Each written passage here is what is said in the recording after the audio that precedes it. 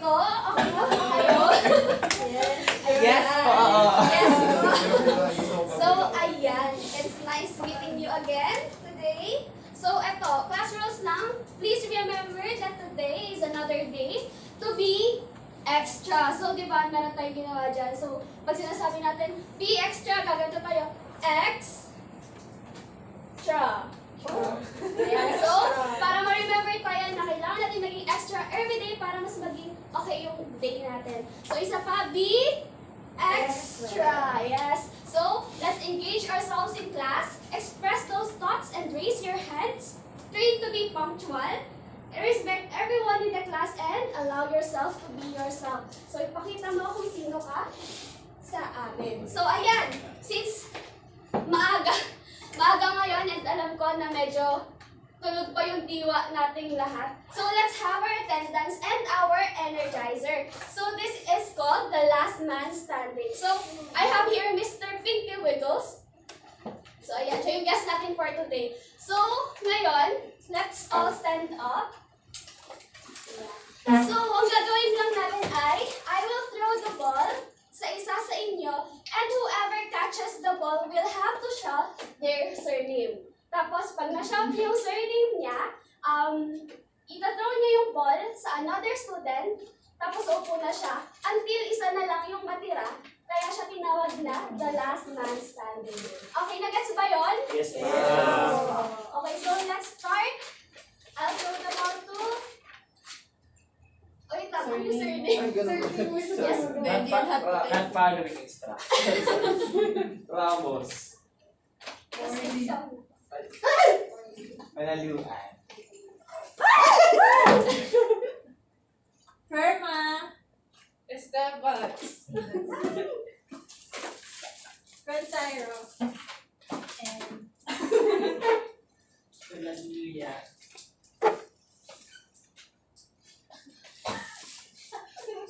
De La Rosa. Okay, so nakikita ko naman kayo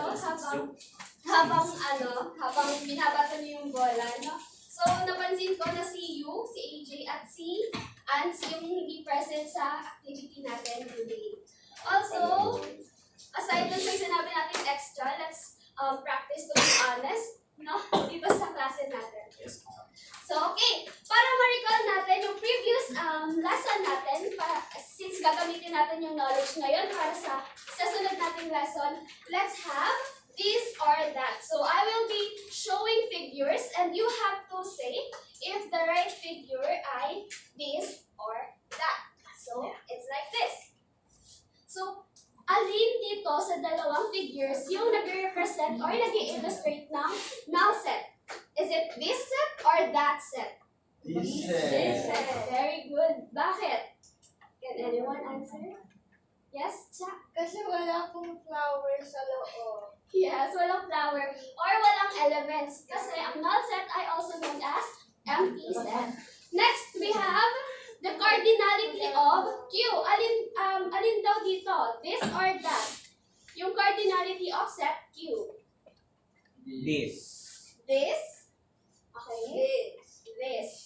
Okay, so ayan. So, kailangan natin i-correct yung misconception natin from our last meeting. So, ang cardinality of set natin ay yung number ng element na nandoon sa set natin.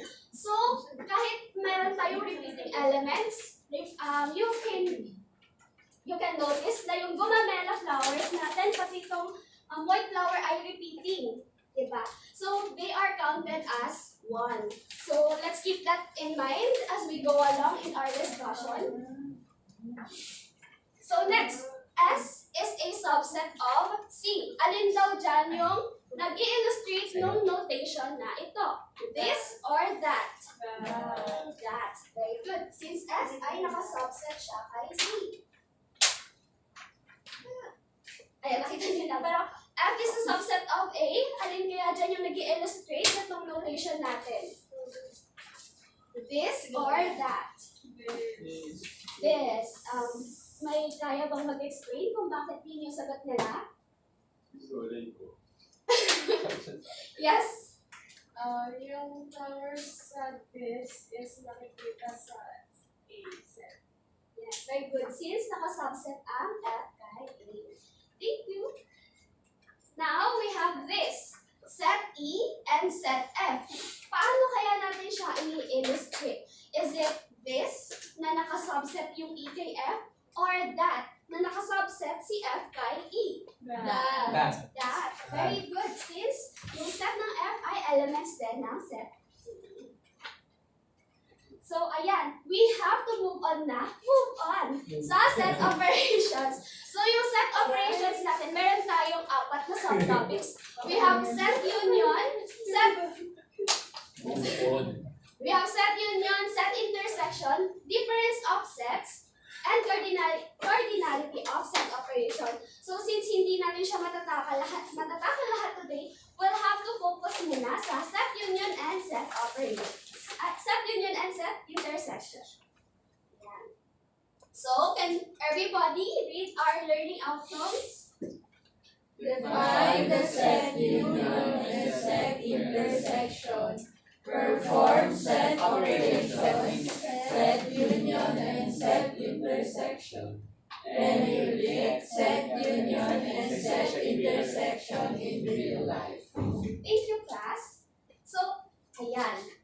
Bago tayo magtungo to our discussion proper, let's have this activity called Fill Me In. So, I have these circles here in me. So, we're going to have a class activity. So, I want you to get 3 circles dito sa first 2 rows and then 2 circles each doon sa last row. So, habang dinidikit ko yung Venn diagram natin, papasa na lang po. 3 circles.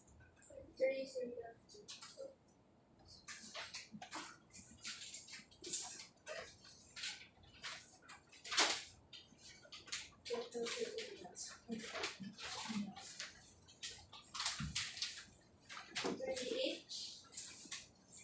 Three each sa first 2 rows. 3 each. Yes, so first 3 each per row.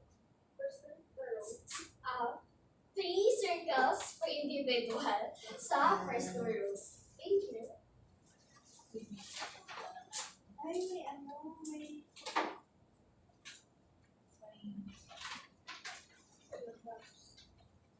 Kayo, nagbuno na. First two rows. Kuha kayo ng tapos kuha kayo ng may prompt. Tama. Kuha po kami. Each circle ay meron siyang different elements, diba? Tapos meron din siyang question. So, what I want you to do now is just to get 3 circles muna. Kahit ano, walang specific kung anong kulay or anong nilalaman ng circle. So, pwede kayong may makuhang question, pwede na letters lang, pwede na numbers lang. Tulong sa'yo. Oo. Ano yung first?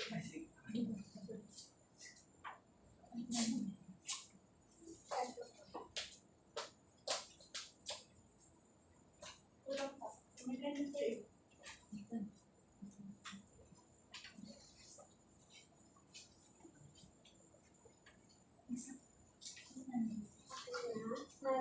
Meron na kayong circles each.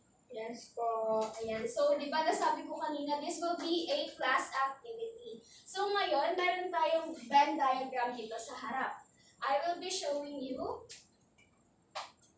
these sets. So, we have sets Y and Z.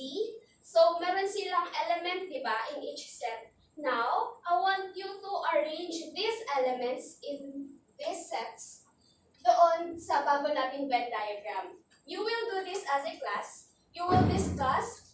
Pwedeng erase yung kamay ng mga nakakuha ng may question. Si Rembrandt, si Zolay, and si Ethan. So, yung questions ninyo, you have to say it in class habang nag-group kayo. Tapos, kailangan nyo pag-usapan bakit nga ba yun yung nilalagay ninyo. So, you have to answer the questions dun sa discussion. Tapos, si Ethan, si Zolay, and si Rembrandt will have to discuss your class answer here in front para i-report yung ginawa. Is that clear or merong magulo? wrong or hindi naintindihan sa instruction? Wala nang bala ko. So you have 5 minutes. You can stand up and go here in front to stick your elements. Pwede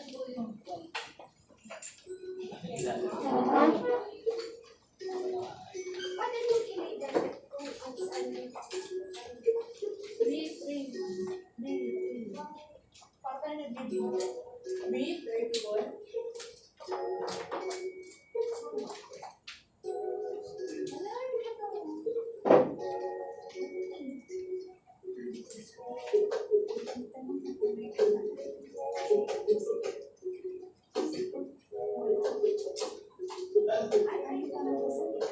Wala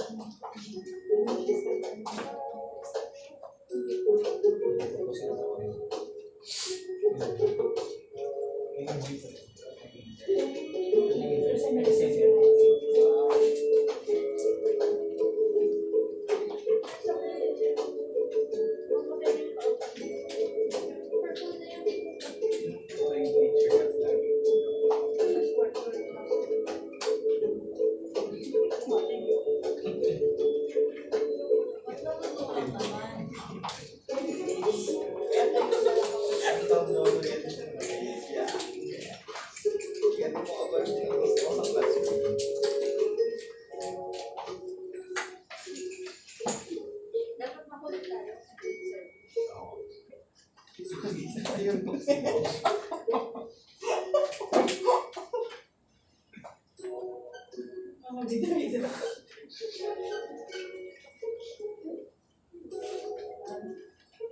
Tawag Bini?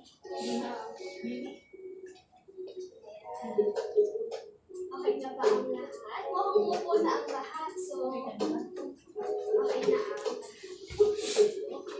napansin ko na marami palang dancers dito sa klase na to.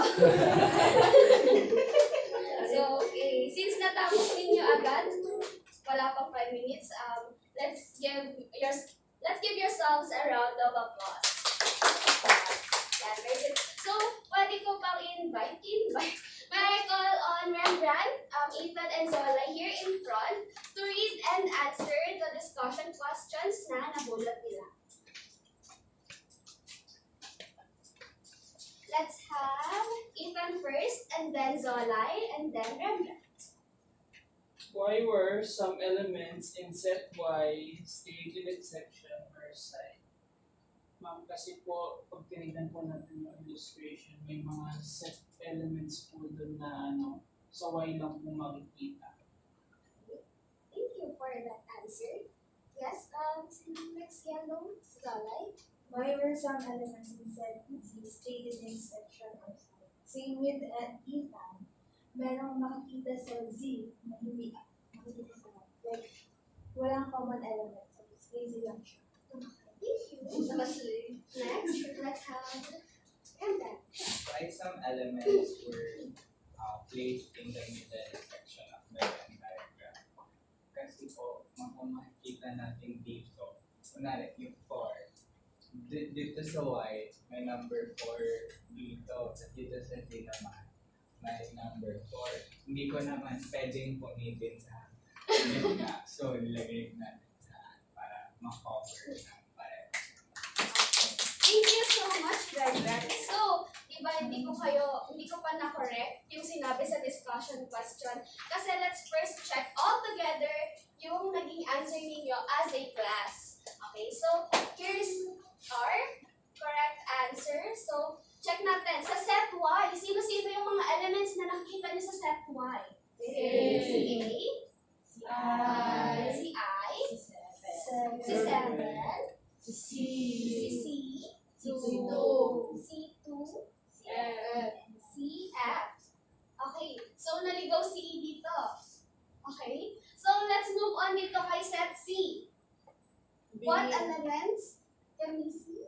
B, B, 5, 6, 7, 8, and 10. Okay, very good. Dito naman sa may blue section natin, on the screen, we have E. Sorry, E. Okay. J. 9, 4, 8, D, and 1. Okay, very good. So, napansin ko na lahat ay nagtulong-tulong naman. Nakulang lang si E. So, okay. I-check natin ngayon yung sa discussion question. Lahat ba ay nag-agree sa sagot ni Ethan na lahat ng section Y ay stayed in Y because sila ay nandun sa section Y. And doon lang sila makikita sa set Y. Okay. So, doon naman sa sagot ni Zolay, do everybody agree sa naging sagot ni Zolay na the elements stayed here in set Z because it is only seen in set Z? Yes. How about dun sa sagot ni Rembrandt? Do everybody agree dun sa naging sagot ni Rembrandt? Yes. Yes, So, po. hindi lang makikita kasi parehas siyang nasa set Y and Z. Okay, so, ayun. Everybody's correct since lahat kayo ay nag-agree. So, maybe na-miss lang ito, nakita, since tama naman yung naging sagot niyo sa discussion. So, be careful sa paglalagay ng mga elements sa kung saan nyo siya dapat ilagay. Pero now that you know, actually very good since hindi pa natin siya nag-discuss, ay alam niyo na kung saan dapat ilagay yung mga elements. So, very good on reading your homeworks or reading our lecture for today. So, let's move on sa ating mga concepts. So, first we have our set union. So, let's set Y and let Y and Z be sets. So, the union of the sets Y and Z, denoted by Y, and then this notation, Z. So again, how are we going to read this notation? Yeah. So classic. Dito sinasabi natin, yes, Velvet? Y union Z. Y union Z, very good. Or the union of sets and set Y and Z. That's good. Okay. It is the set that contains those elements that are either in Y or in Z or in both. So, papapansin ninyo, we used the word or. So, yung or natin ay, are you familiar with inclusive or and exclusive or? No. So, magkakaroon tayo ng short English class for today. So, ang inclusive or, ito yung or na anong gusto mong kainin? Banana or mango? Banana. Mango, banana. Pero some of you would say banana and mango. So that's inclusive or. I don't like bananas. Yung sinabi ni Reyna, he don't like bananas, dun siya papasok sa exclusive or. Since meron kang ini-eliminate doon sa dalawang choices. Ang most na siguro maintindihan nyo, parang naalala yung dating kanta, sorry Jeje, yung teacher nyo, Dota or ako. Diba? Diba? So dun sa kanta parang, hindi, mamili ka, isa lang. Ganon. Pero dito sa inclusive or, it has to be both. Or any of the two. So, pwede siyang nandito, pwede din siyang nandito. Pwedeng apple, pwedeng banana. Pwedeng apple lang, pwedeng banana lang. So, ayun. Sa exclusive or, hindi pwede yun. Kailangan ako lang. Ganon. So, ayun. So, dito sa mathematics natin, sa set union, ang gagamitin natin ay inclusive or exclusive? Inclusive. Yes, Chamo. Confident ka. So, bakit sa tingin mo inclusive yung dapat natin gamitin dito sa sets natin? Kasi po, Y union Z, yung Y union Z po, yun yung elements na makikita both Y and Z. Both Y and Z. Okay. So, ayan. Bulon. Magkakaroon tayo ng table to better understand things.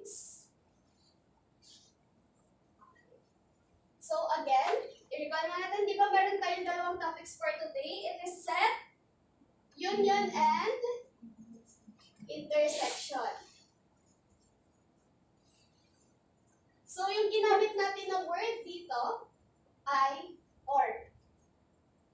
Tapos, if ilalagay natin siya sa Venn diagram, dito daw, set that contains those elements that are either in Y or in Z. So, pwedeng nandito siya, pwedeng nandito siya. Tapos, di ba inclusive? So, pwede siyang naka-overlap na ganyan. Gets? Nag-gets ba ako? So, parang in layman's term, pinagsama ninyo lang yung elements na binigay sa inyo. So, is there any questions or hindi malinaw pa? None. Okay. So, this is yung makikita ninyo na nakabold sa tabi ng Venn diagram. Y, yun yung Z, is equal to the element, set of elements, which is such that X is in Y, nandito siya, or in Z, nandito siya. Okay. So, let's have an example para matest natin if naiintindihan ba ninyo talaga yung naging discussion natin sa set union. So, we have here the following sets V and set W. So, ang sabi dito, set V contains elements 2x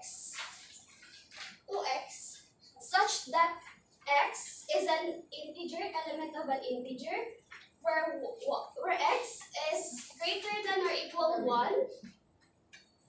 and less than or equal 4. So, yung integer natin ay ano yung mga integers pa na less than 4 but greater than 1? Can 2 and 3. Kasama ba natin si 4? Yes. Equal. Okay, very good. So, andito siya. So, what we have to do is to replace x with these numbers. Okay? So, 2 times 1, we have, okay, 2 times 1, 2. So, 2 times 2, we have 4. 2 times 3, 6. 2 times 4, 8. So, ibig sabihin, ito daw yung nagko-contain sa set V natin. So, now, dito naman tayo kay set W. So, sinasabi dito na si set W ay nagko-contain ng element na x squared, such that x is an integer and x is a number na greater than or equal negative 2 and less than or equal positive 2. So, ano-ano kaya yung mga number na pwedeng equal kay x? Given, yes, negative 2, negative 1, 0, 1, 1, 2. Okay, thank you, Cha. How about the others? Nakakasunod pa ba kayo kung bakit siya, bakit naging ito yung equal dito sa x natin? Yes. Yes po. Okay. So, let's have a simple math ulit. So, si x squared daw ay ito. Tapos si x natin ay itong mga numbers dito sa taas. So, substitute tayo. So, 2 times, negative 2 squared ay 4. Negative 1 squared ay 1. Very good. 0 squared ay 0. 1 squared ay 1. And 2 squared ay 4. So, ilan yung elements natin dito? Is it 5? 3. Bakit 3? Okay, very good. So, nakikinig tayong lahat kanina. So, meron akong ituturo sa inyo. When I say waterfalls, you say, shh. Okay ba? Okay. Waterfalls! Okay, very good. So, eto. So, alin dito yung i-consider natin na elements? 4, 1, 2, 4, 1, and 0. Very good. So, we have set W na nagko-contain ng element na 4, 1, and 0. So, ngayon, ang tinatanong dito ay, ano daw yung elements na nasa V union W? Okay. Okay lang ba na may gusto bang mag-volunteer at least to try to make a Venn diagram of our set union? Oh, yes, Jack.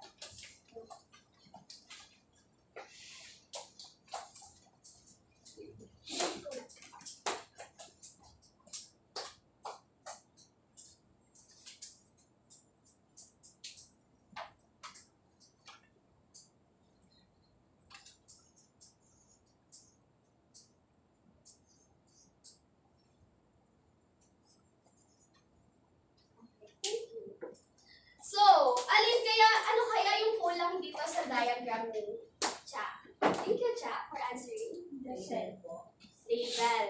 Okay. So, notice kung gaano ka-importante yung label dito sa Venn diagram natin. Alin dito yung set V? Yung kung Nasa left. Dito yung left, dito yung right. Left. Okay, dito yung set V. Alin yung set W? Right. So, sa answer ni Cha, it is correct. Bakit? Kasi si 1 and 0 ay nandito lang siya kay set W while yung 6, 2, and 8 ay nasa set B lang. Alin yung element na parehas nag-i-exist kay or parehas nagko-contain kay V and W? 4. So, this diagram is actually correct. Pero, other student naman, paano kaya natin i-shade yung set union natin?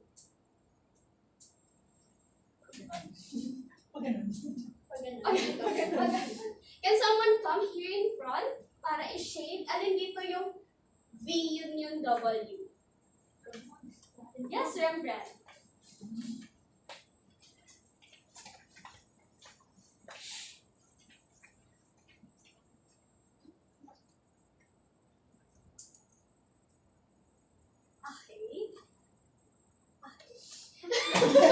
Nakipagtitigan. So, okay. That's your answer. Yes. Yes, that's your answer. Is Final. it? Yes. That's your final answer. So, class, tingin niya tama ba yung naging answer ni Rembrandt? Yes. Very good, Rembrandt. So, ayan. So, remember na yung set union natin from the word itself. Saan nyo natidinig yung word na union? Western Union. Sa kasal. Saan pa? Okay, sa kasal. Ano ba yung ginagawa sa kasal? Ayan, so, pag sinabi kasi natin union, ibig sabihin sa Tagalog, nagsasama sila. Nag-unite. Nag-unite. Very good, Rembrandt. So, nag-unite, ibig sabihin, nagsasama lang sila. So, yung set B, let's say, tapos si set W, yung union of these sets ay pinagsamang set B and set W. Mas naintindihan ba natin? Pinagsamang set B and set W. So, ayun, very good. So, ngayon, ito si set intersection, which I think I'm medyo napagpapalit ninyo siya kanina. So, ito yung minsan na pagpapalit nyo na akala natin ay si set union, pero si set intersection pala siya. So, si set union, di ba, siya ay denoted by U. Si set intersection naman ay denoted by baliktad na U. To better understand, di ba, ano yung start ng letter ng word na union? U. So, ito siya. Set intersection ay binaligtad lang na notation ng set union. So, okay, let's define set intersection. So, set Y and Z, let Y and Z be sets. The intersection of sets Y and Z denoted by Y, Z, pero can someone read it? Paano yung notation. Yes? Y intersection. Y intersection Z? Y intersection. Yes, very good. Y intersection Z. Or, pwede din natin siyang basahin na intersection of sets Y and Z. Okay? So, ayan. So, yung intersection of sets Y and Z daw natin ay set na nagko-contain ng elements both Y and Z.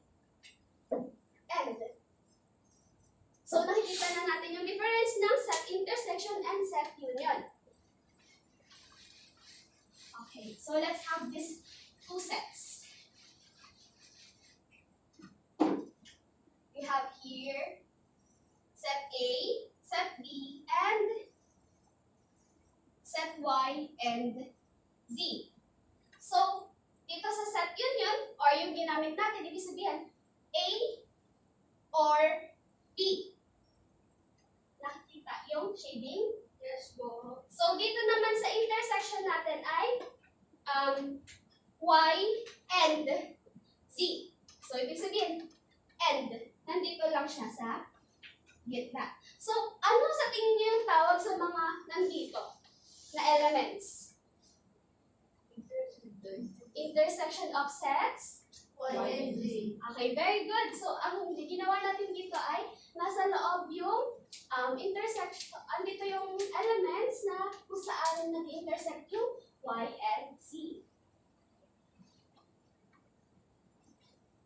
So, eto naman, katulad ng ginawa.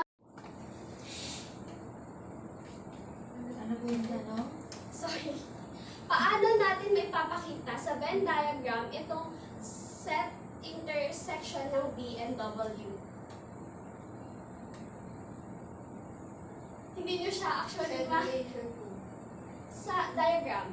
Paano natin siya ipapakita? How? Eto, example, illustrate the intersection of the following sets. So, since we use the same set sa first example natin, paano natin ipapakita ngayon yung V intersection W?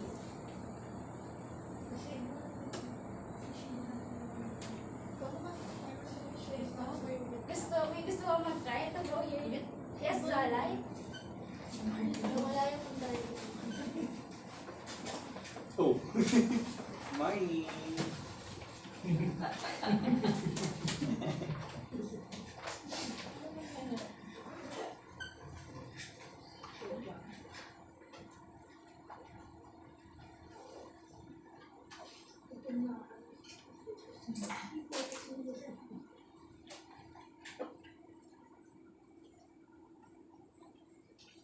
Thank you, Zolai. Your answer is actually correct. So, yung intersection ay, again, from the word itself, kung saan sila nag-i-intersect. Di ba kapag sa mga crossing, napapansin niyo ba, di ba sa mga crossing, paano yung shape nun, pag ganun, di ba? So, meron siya dito, saan sila nag-meet. So, sa Venn diagram natin, saan siya nag-meet? Di ba sa middle? Yes. So, ibig sabihin, nandito din yung set intersection natin. So, ayun. Do you have any question or meron bang hindi malinaw sa naging discussion natin about set union and set intersection? None po. Okay. Yes, Sir Ben. Pwede po ba yung sineshadan yung gitna tapos isa lang na circle? Or dapat po, lahat? Pwede ka ba pumunta sa front para Hindi po, ay Okay, na lang sige. po. No, let's answer that. Nasa gitna yung shade, and At then, saka isang set lang. Yun so magiging ganito yung itsura niya, tama ba? Ganito? May ganyan po ba? Yes po, may ganyan, which we will tackle on our next meeting. Okay, that's a really good Galing naman ni preview. Renda. Yes po. Ano po yung U? Yung sa ground. You? Sa box. Sa box. Oh, okay. So, ayun. From our previous, Absent po kasi ako sa po. oh, it's okay. So, from our previous meeting, so since nagpo-focus kasi tayo ngayon sa ating set operation, minsan, ayan nga. Pero, it's nice na ma-bring up din siya para ma-remember na lahat. So, eto, napag-aralan natin siya last meeting sa set natin. So, ito ay union of sets. So, ano yung union of sets? Narinig ko na siya? Universal set kung saan nandun lahat ng elements. Yes, very good. So, yun yung ibig sabihin ng U natin. So, di ba meron tayong cardinal sets kung saan yung set natin ay walang laman na elements. So, ito namang U, siya yung universal set natin kung saan lahat. Kaya nandito siya sa labas. Kasi nakapaloob sa kanya yung set na, let's say, set Y and Z. So, na-recall ba natin? Naintindihan ba natin? Yes po. Okay. So, yung question ni Rembrandt, mas magdadwell tayo doon dahil ayun ay sa ating set difference. So, ayun, i-discuss natin siya on our next meeting and provided naman yung natin, yung handouts para kung gusto nyo mag-advance reading, pwede nyo siyang gawin para i-discuss pa rin din naman natin siya here sa ating period. So, ayan. Bakit ba mahalaga? Sabihin natin, ano bang nagagawa ng mga sets sa atin sa buhay-buhay natin? Okay. So, observe this Venn diagram. So, meron tayong sets sa mga bagay na nagmamatter sa atin personally. Meron din tayong sets sa mga bagay na kaya nating i-control. Right? Yes, ma'am. Meron ba? Meron po. Meron po. Sa akin, wala. So, yung nasa intersection niya, kung saan nag-meet yung dalawang sets, ay yun daw yung mga bagay na dapat natin pagbigyan ng focus. Kasi if we will focus on things that matter, pero hindi din natin siya nakakontrol, tingin nyo ba okay yun? Hindi po. Anxiety. Nakakapagod, nakaka-anxiety. So, ayun, para hindi tayo mapagod agad or para magkaroon ng sense yung mga ginagawa natin sa buhay, pwede nating gawin or magbigay mas focus dun sa mga things na nagmamatter and sa mga things na mas kaya natin kontrolin. Actually, hindi lang siya dito pwede i-apply. Marami pa siyang pwedeng applications. Pwedeng, di ba, meron tayong sets of, let's say, friends. Meron tayong sets of family. Meron tayong sets of ACADS. Sets of mga things na kailangan natin academically. Sets na kailangan natin gawin with Dagdagan natin friends. yung set. Yes, okay. Dagdagan natin yung set. Yes. Lalakihan po yung Lalakihan. Di ba? Na-apply na ninyo yung sets natin. So, kung gaano kalaki yung bilog natin sa sets, ganun kalaki yung possibly, ganun kadami yung elements or yung mga dapat natin gawin. Okay? So, that's a really good application. Nice. Yes! So, ayun. If you have no more questions, if naintindihan nyo na, test natin yan. So, let's wrap up. Alin sa tingin nyo dito yung nagre-represent or nag-i-illustrate kay set union? Is it the yellow diagram or the green diagram? Green diagram. Very good. So, paano natin siya isusulat? Ano yung notation ng set union natin? Yes, Rembrandt? Y union V. Ano yung itsura Y ng... U. Okay, very good. Yan. Yos. So next, alin dito yung set intersection natin? Yellow diagram. Paano natin siya inonotate? Boy, malungkot si. Okay, very good, Mark. So, ayan. Since naintindihan niyo naman lahat, let's have a practice exercise. Again, this is just a practice exercise. Since hindi pa tayo tapos sa ating set operation. But, para mas ma-further ninyo, mas ma-enhance natin yung skills natin sa pag-illustrate, paggawa ng set union and set intersection para sa ating upcoming quiz, I will be giving you a practice worksheet, ayan, which you will pass on our next meeting. So, ayan. Practice exercise siya. Wala bang magtatanong if ipapasa siya or required siya or graded siya? Wala, sige. So, hindi siya graded, guys. Class. Hindi siya graded, pero kailangan niyo siyang ipasa since meron siyang merit on our quiz. Ano yun?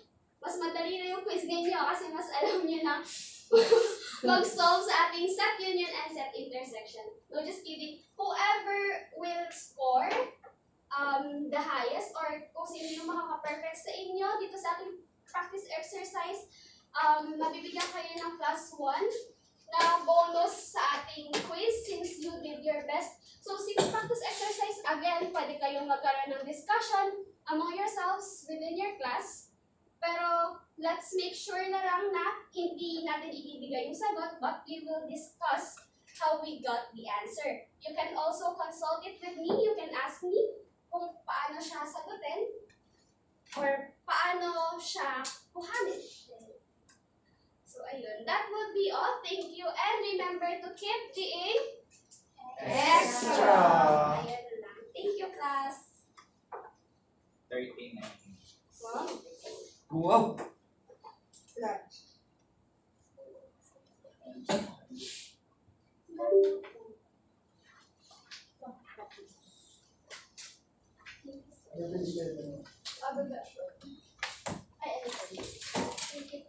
Good, very good.